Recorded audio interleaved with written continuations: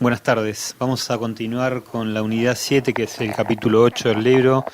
La unidad es espacios vectoriales.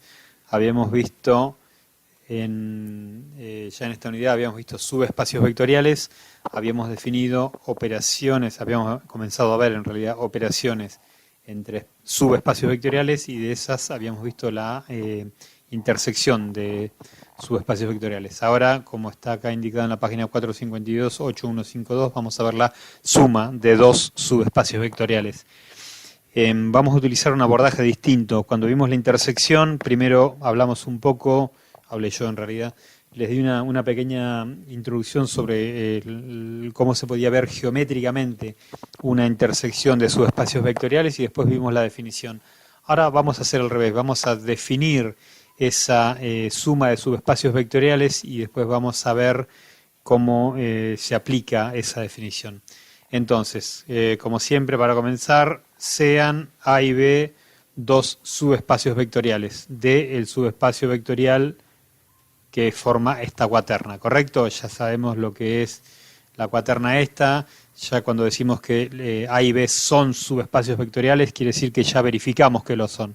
¿Correcto? Entonces, la definición nos dice, la suma de los subespacios vectoriales A y B es el conjunto que contiene a los vectores del espacio vectorial obtenidos al sumar cada elemento del subespacio vectorial A con cada elemento o vector del subespacio vectorial B. O sea, ¿qué quiere decir? Voy a agarrar a cada elemento de uno de los subespacios vectoriales y lo voy a sumar con todos los elementos del otro, ¿correcto? Entonces, en símbolos, la suma de los espacios vectoriales es el conjunto de todos los vectores U que pertenecen a el espacio vectorial B. No sé por qué acá aparece la R esta, yo no la pondría, ¿correcto? Yo lo dejaría así, ¿no? Tal que, esta barrita significa tal que, o sea, nos está diciendo que este vector U cumple una condición, ¿no? ¿Cuál es esa condición? Hay varias, hay tres. Tal que U es igual a U1 más U sub 2, o sea, este vector U se obtiene como la suma de dos vectores.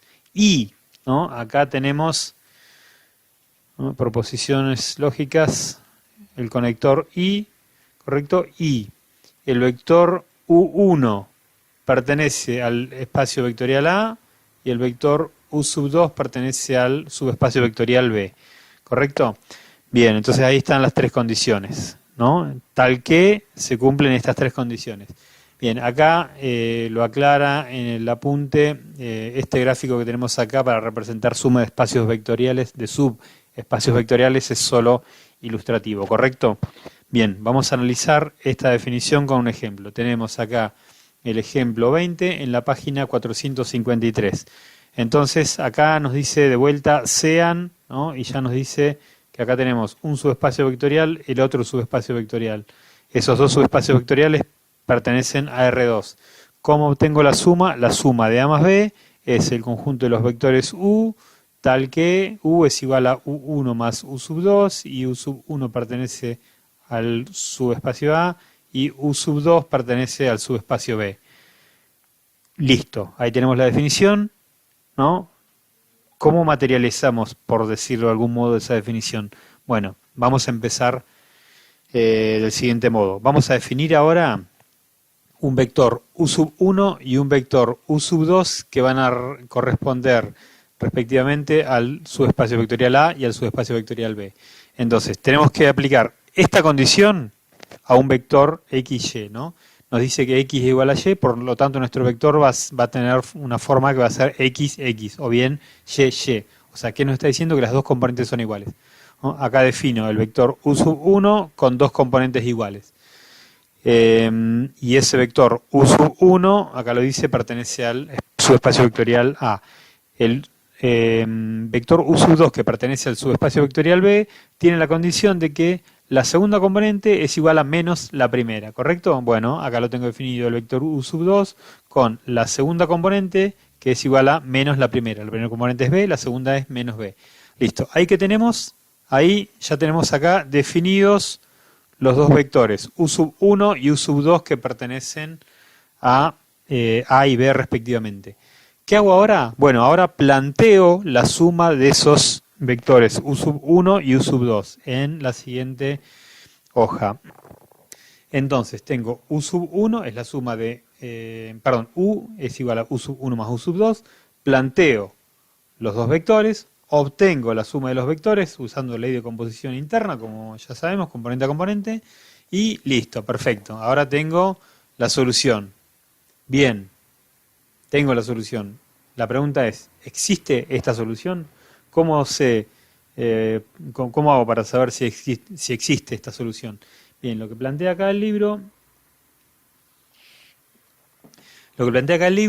es que yo voy a tener el vector W, ¿no? El vector W es un vector cualquiera que pertenece a R2 y tiene componentes M y N. Entonces lo que estoy diciendo es que la suma de estos dos vectores, o sea, el vector U, que tiene componentes A más B y A menos B, es igual a un vector cualquiera genérico de R2. ¿Correcto? Entonces, quiero ver si la suma de estos dos vectores me puede dar cualquier vector de R2. Entonces, ¿qué hago? Lo planteo. ¿Con qué lo planteo? Con A y B en forma, con U sub 1 y U sub 2 en forma genérica, y con este vector MN también en forma genérica, ¿correcto? Entonces, ¿cómo hago para verificar si un vector es igual a otro? Bueno, igualo componente a componente. ¿Cómo igualo componente a componente? La primera con la primera, la segunda con la segunda. Al igualar las dos condiciones y pedir, o sea, al igualarlas, al generar dos ecuaciones, ¿correcto? Y al pedir que las dos ecuaciones se satisfagan a la vez, lo que estoy generando es un sistema de ecuaciones lineales. Bien, hasta acá sería el planteo. O sea, acá pasamos de una cuestión de la definición, pasamos a una cuestión conceptual, que es aplicar esa definición, y ahora esa cuestión conceptual, que es la aplicación de la definición, la convertimos en un objeto matemático que nosotros ya sabemos resolver, que es el sistema de ecuaciones lineales. Ahora, ¿qué nos quedaría acá? Es resolver este sistema de ecuaciones. Si este sistema de ecuaciones lineales es compatible determinado, quiere decir que esa solución existe, y si esa solución existe, quiere decir que esto es posible, ¿correcto? Entonces, si esto es posible, quiere decir que la suma de A más B existe, ¿no? Y esa suma de A más B es posible, ¿correcto? Y nos va a quedar automáticamente definida la suma de los subespacios A más B.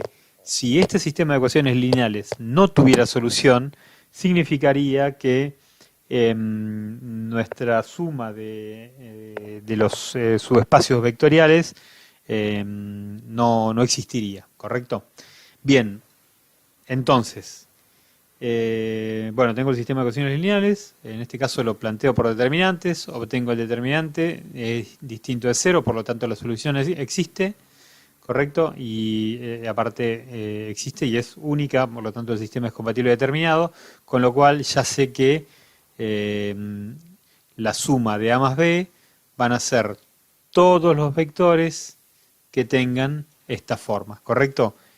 Entonces, los vectores van a ser, la suma de A más B van a ser todos los vectores que tengan esta forma para cualquier valor de A y para cualquier valor de B.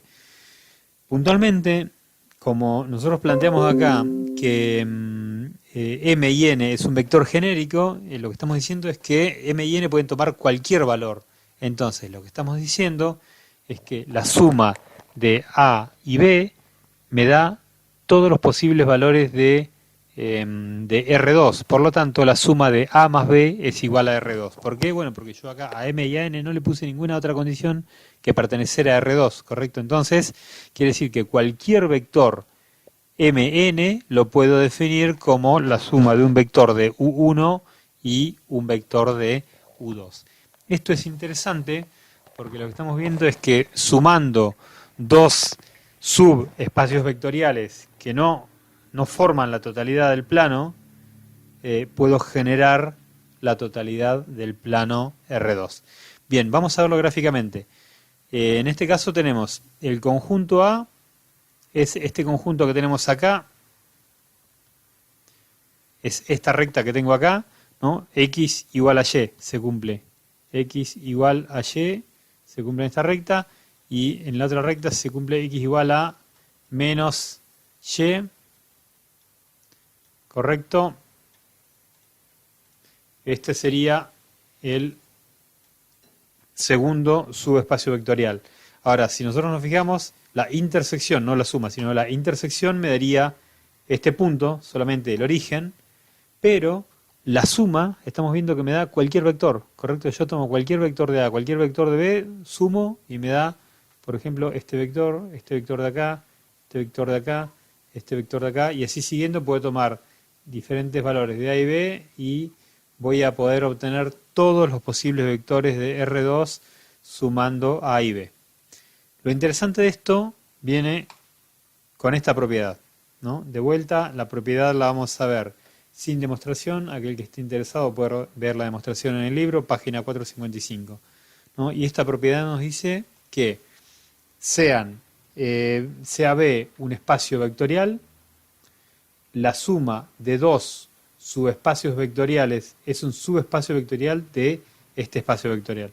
O sea, ¿qué quiere decir? Si yo tomo dos subespacios vectoriales de este espacio vectorial y los sumo, la suma de esos dos subespacios vectoriales también me da un subespacio vectorial, ¿no? Eso puede ser interesante en algún caso en el cual por algún motivo determinado nos resulta difícil verificar que un determinado conjunto es un subespacio vectorial, pero si ese subconjunto lo podemos obtener como la suma de dos subespacios vectoriales y esos dos subespacios vectoriales, bueno, valga la redundancia, ya sabemos que son subespacios vectoriales, por esta propiedad ya sabemos que la suma de los dos subespacios es también un subespacio vectorial. Bien, con esto terminamos este apartado acá. Nos queda ver en el apartado siguiente suma directa de subespacios vectoriales, que es tomar en conjunto intersección de espacios vectoriales y suma de espacios vectoriales. Y después de eso ya pasaríamos a dependencia e independencia lineal.